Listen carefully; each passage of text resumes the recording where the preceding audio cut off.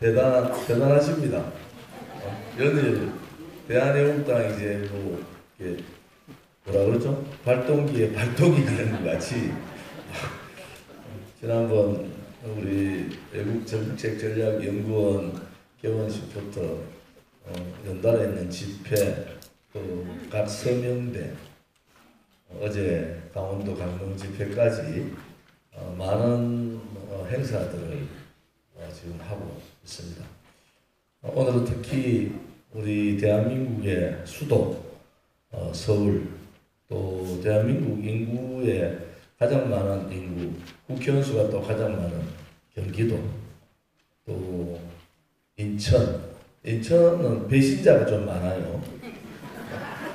뭐 이학재 대통령 박근혜 대통령이 2번씩이나 비서실장 했는데 끝까지 자기가 대통령 뜻이라 하면서 탄핵하고 탈당이 그러더라고요. 또뭐 윤 모시기도 뭐 보수 대통합 한다 하고 박근혜 대통령 시대는 끝났다 하고 참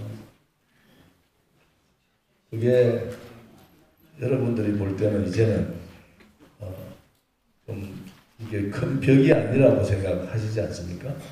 제가 볼 때는 그 사람들이 큰 벽이 아니다 이런 말씀을 좀 드리고 싶습니다. 아무튼 오늘 이제 대외적으로 뭐 국내에서는 지금 그 자유한국당 당대표 선거가 오늘 결과가 나옵니다. 뭐 순서대로 짜여진 각본에 의해서 그렇게 간다. 한 가지 아쉬운 것은 우리 태극기 애국국민, 특히 대한애국당을 중심으로 한 태극기 애국 세력의 90%가 대한애국당을 중심으로 되어 있습니다. 뭐 가끔가다 한 번씩 3.1절에 뭐 모여가지고 또 할 말, 이거는 뭐 그냥 그런 입장인 것 같은데, 우리 태극기 애국국민들은 110차 동안 그 비폭력 집회를 했고, 오늘 제가 모 신문사와 1시간 동안 인터뷰를 했는데 아마 세계일보하고 인터뷰했는데 일요일 날 나올 거예요. 나오면은 네이버 뜨면은 우리의 힘을 보여줘야 돼요. 기사가 네이버 검색 순위 1위, 댓글 순위 1위 뭐 이런 걸로 계속 그 기사가 계속 떠 있어야 되니까 1시간 동안 인터뷰했는데 주요한 내용은 제가 그렇게 얘기한 겁니다. 아무튼 대한애국당은 절대 분열을 원하지 않는다. 그리고 대한애국당은 극우 정당이 아니다. 우리는 대한애국당에 참여했는 많은 당원들은 지금까지 한 번도 정당에 가입하지 않은 분들이 95%다. 그리고 뭐 조사에서 대한애국당에 참여하는 분들은 전문대학이나 대학을 졸업한 분들이 건 70%가 그런 분들이 모여가 있고 또 스스로 자립했다. 우리가 스스로 생기고 스스로 일어선 정당이고 그 다음에 우리가 이제 자강의 단계로 넘어가고 있다. 이렇게 자랑스럽게 제가 당대표로서 말씀을 드렸습니다. 대한애국당이 왜 나왔느냐? 지금까지는 정치인들한테 정치를 맡겨뒀잖아요. 우파 정치, 뭐 그 전에 박정희 대통령, 이승만 대통령부터 해서 그런 보수의 우파의 정치인들이 국가를 잘 이렇게 최강한국에서 이렇게 성장을 하고 5천년 역사에서 지금의 30년이 가장 부강한 나라고 가장 발전된 나라입니다. 그것을 누가 했느냐? 좌파들이 한 게 아니에요. 보수 우파 지도자들 또 국민들이 함께 한 거 아니겠습니까? 그런데 어느 날 갑자기 그 보수 우파의 위대한 자산이 무너져 버린 거예요. 그냥 정치만 믿고 우리는 갔는데 그 정치인들이 생각지도 못한 자기 정치를 하기 위해서 이 보수 우파에 반하는 보수 우파 국민을 배신해버려요. 대한민국도 배신했지만 그걸 보면서 이제는 한두 사람의 정치인들한테 이 대한민국을 맡겨서는 안 되겠구나. 그리고 박근혜 대통령의 탄핵을 보면서 박근혜 대통령이 돈하고는 전혀 상관이 없는 분인데 몇천억의 뇌물이 왔다 갔다 하고 그 80까지나 되는 그 거짓이 산을 이루어가지고 했는데 제가 국정감사 때 하나라도 당신들이 그 거짓말 중에 맞는 거 있으면 좀 얘기를 해봐라. 하나도 제시를 못하잖아요.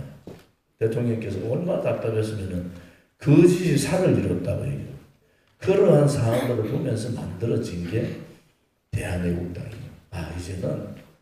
이제는 이 국민들을 선거 때만 이용하고 국민들을 그 보수 정치인에 대한 믿음을 완전히 발로 차버린 이런 정치인들을 우리가 믿을 수가 없다. 우리가 그들을 믿는 바람에 이 탄핵의 정국이 생기고 나라를 통째로 친북 세력, 반미주의자들한테 나라를 통째로 넘겼고 그 결과 지금은 이 반미주의자 친북 세력들이 좌파들이 체제와 역사까지도 완전히 바꿔버리는 그러한 상황이 됐습니다.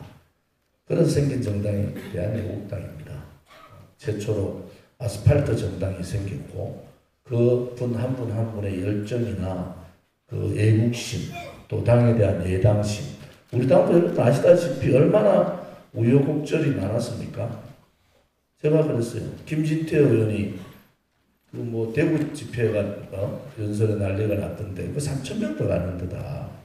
그러면 김진태 의원 다 동원 1,000명도 갔는데 그것도 통제 못해가지고 우왕좌왕하는 한편으로 보면 그 안에 자유한국당 안에 그런 거를 유도를 했는 세력들이 있을 수 있겠다는 생각을 해요. 왜? 태극기 세력이 너무 무섭잖아요. 그래서 태극기 세력을 그야말로 극우 세력으로 몰고 또 그 태극기 세력이 완전히 말이 통하지 않는 그러한 세력으로 몰아야 되잖아요. 그러면서 그 역할들이 유영아 변호사 얘기한 것도 언론 방송이 집중적으로 비꼬아가지고 이것이 박근혜 대통령의 뜻이냐 아니냐. 유영아 변호사가 박근혜 대통령 뜻 아닌 얘기를 하면은 박근혜 대통령이 놔두겠습니까? 그 다음날 바꿔버리지. 그것이 지금 보수의 농객이라는 사람들 입에서 그런 얘기가 나와요. 그것은 뭐냐면 여러분들 한번 보십시오. 5.18부터 지금 5.18 문제부터 해가지고 밀리기 시작하니까 문재인 씨가 이번 월요일 날이죠. 지금 일제 청사 문제를 들고 나왔다. 궁극적인 목적이 뭡니까? 그들이 생각하는 사회주의자들이 이 나라의 중심이었다는 것을 보여주겠다는 거예요. 이제 체제전쟁, 역사전쟁은 어쩔 수 없는 전쟁을 할 수밖에 없다.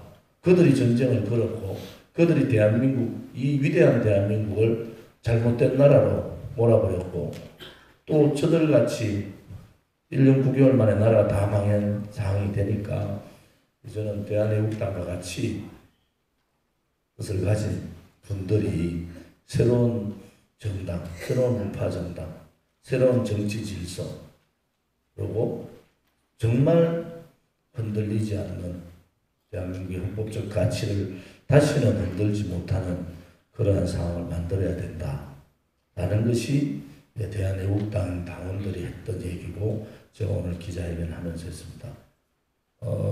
나눠드린 그 보시면은 강원도 집회 어제 교육에서 집회하고 교육에서 제가 딱 20분 한 것 같아요.